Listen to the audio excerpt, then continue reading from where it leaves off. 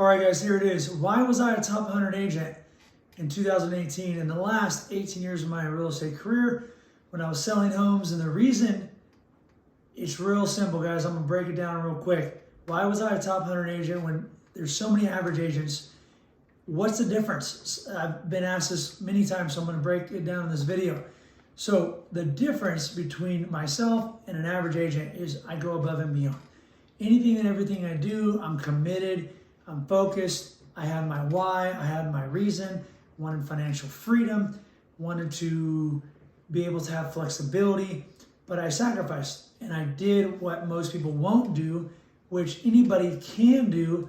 All it is focus, get the job done, and improve and get better. So if I would have had a coach in my younger days, it would have happened a lot faster. But I will tell you, when I got into real estate, I started off doing loans for 6 months only. I made phone calls in the yellow pages. Nobody helped me. Didn't know what I was doing. I tried to learn from anybody around me. Nobody would coach me and help me through it, right? Everybody was nice. One person told me, and this is what changed my career, and I wish I had somebody that would have coached me. What this person told me, she said, hey, why don't you get into new home sales? So I did. I sent in one application, guys.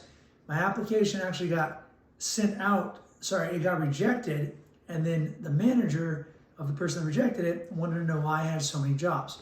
My point is, guys, is that I've always worked really hard and I've been as efficient as I could be, and I want to get better at whatever I do. And those are really big keys. Most people sell real estate to make money. I sold real estate to get financial freedom. So I wanted to learn while I worked and got paid. And I'm a huge advocate, guys, as far as learning and educating yourself versus going to school. Now, I'm not going to say school is bad for everybody. If you're going to be a doctor, a nurse, lawyer, go to school. If you're going to school to be a businessman, you want your business, why not find something you like?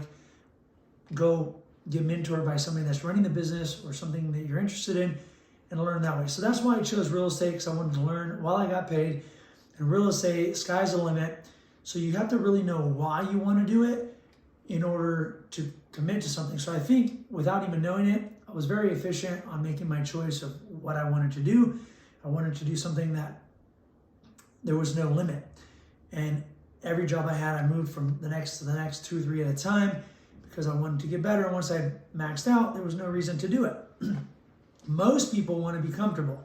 And that's really the secret, guys. One of the big secrets is get uncomfortable. If you want a comfortable life, get uncomfortable. Most people want to be comfortable, so they never really become above average. As far as whatever you do, guys, be the best at it. Do the best you can do. Max out. And that's why I'm making these videos, because I want to encourage and help others. I've already hit my goals, and now I'm just sharing the wealth and the knowledge as much as I can. And I really, really, really just want to be that person that I wish somebody was for me, and I want to be that for somebody else. So here's where it's at, guys, is how are you different from the average agent? Well, if you're in a big office and let's say there's 150 people in the office, there's usually around 10 or 15 people always in the office. Most of these people are talking and chatting and not really getting much work done, is what I've seen in my past. So I was a guy that locked in the cubicle, get my stuff done for 6-7 hours, and I leave, making phone calls when I'm not around anybody. My point is, you got to put in the work, and you got to be focused and committed, and everything else is taught. So as far as I wasn't a natural salesperson, one of the things I have is the people can read me, and I care, I want to help. So you got to have that. People can read you instantly if you're just doing it for the money.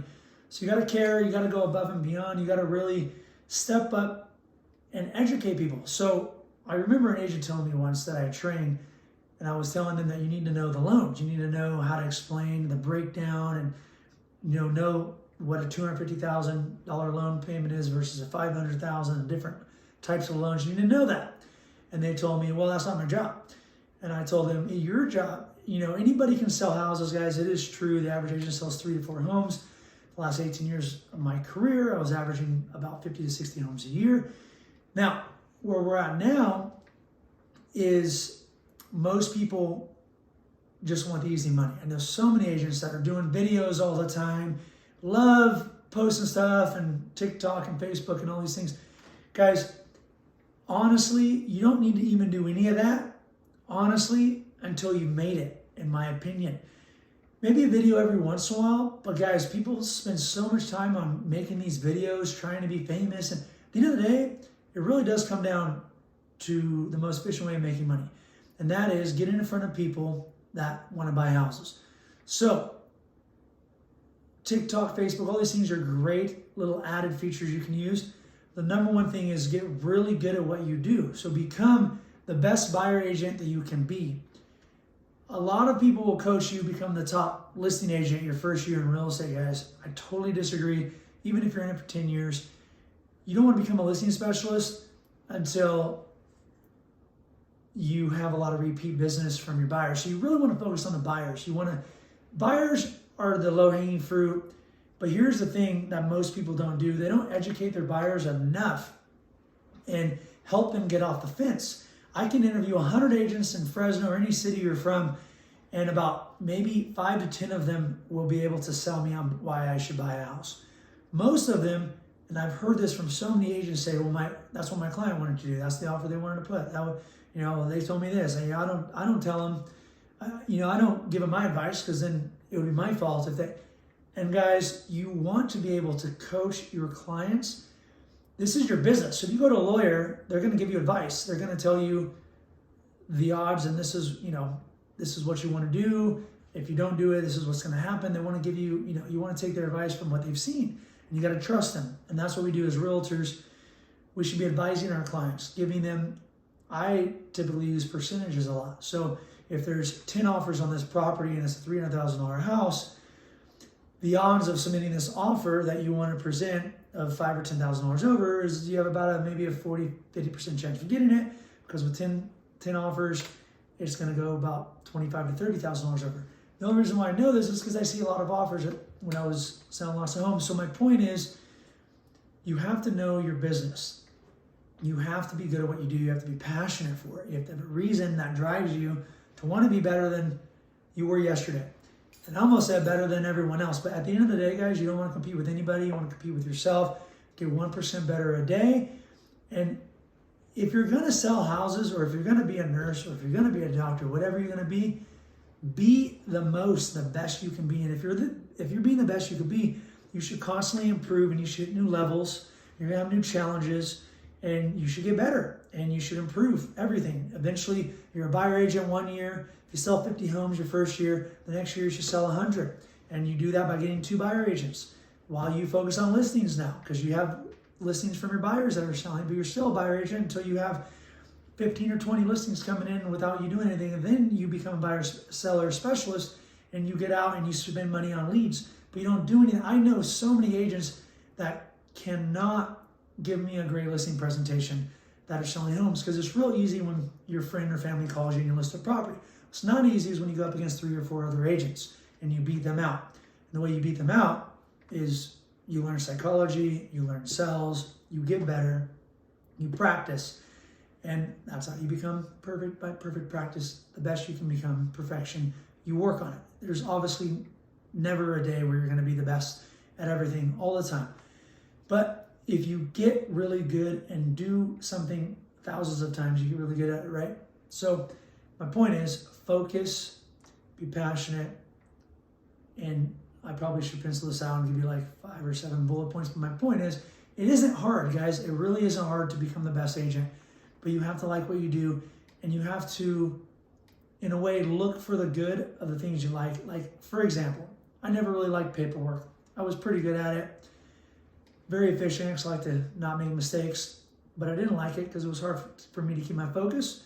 So I enjoy explaining and getting people over that fence and over their own obstacles of fear and rejection. I remember one time I sat down with a client, they were going to cancel, which just happens all the time. And I explained to them, and we actually broke down their expenses, what they spent, and how much they could save, and really just put it in a different perspective. And that person now calls me 5 years later and ask me questions about refinancing and buying other properties. My point is, if you do it for the long term, your clients will bring you referrals. They know you care. Sometimes you got to tell them the hard truth. Sometimes you got to fire your clients. Once you get to a point to where you're being efficient, your time's valuable, And sometimes you have clients that don't listen to you. You may need to hand them off to somebody that will be more patient with them. Maybe a brand new agent if you've been doing it for 20 years, right? So you learn these things as you get better. But if you really want to be great at anything, guys, it takes thousands of hours to get good at it. So pick something that you really like. Don't pick real estate because it's easy, because it isn't easy. Yes, it's easy to sell 7 to 10 homes and make 50 to 70 grand a year maybe. But if you want to get really, really good, guys, you have to be committed. So burn your ships to take the island. God bless. Peace out. See you later. To the next video. By the way, subscribe, smash that button. If you got any value out of this, see you soon.